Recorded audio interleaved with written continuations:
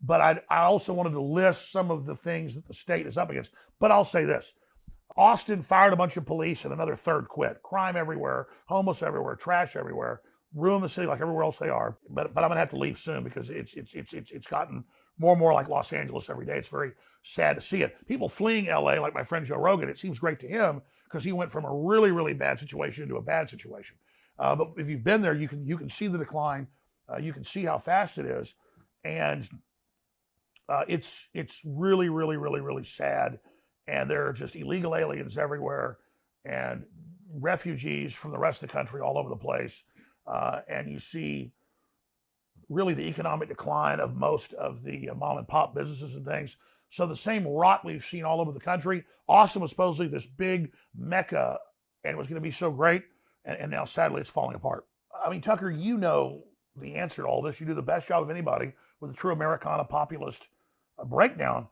The ruling elites of the world, the Black Rocks, the State Streets, they're on record saying they don't want our consumer society. They don't want our capitalist society.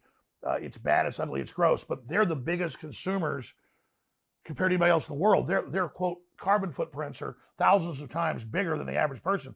Leonardo DiCaprio or Klaus Schwab literally have carbon footprints thousands of times bigger than the average poor working American, that they're telling you can't have a car or air conditioning. Remember, before Obama left office, he traveled to Latin America, to Africa, and the Middle East. And what did he tell them in speeches? The clips are famous.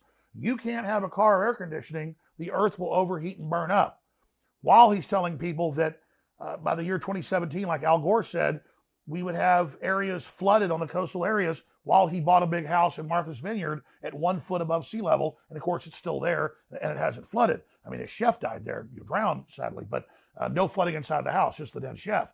So they're waging war against civilization and society to make us poor, to put us under siege, and to cut off our energy, make the cost of living impossible, to break our old system, to bring in something even worse. And that's the Cloward and Piven strategy that the Democratic Party has adopted. They've done the same thing in Europe. This is a plan. The central banks have unlimited money, but they can't buy all the infrastructure up because people aren't selling.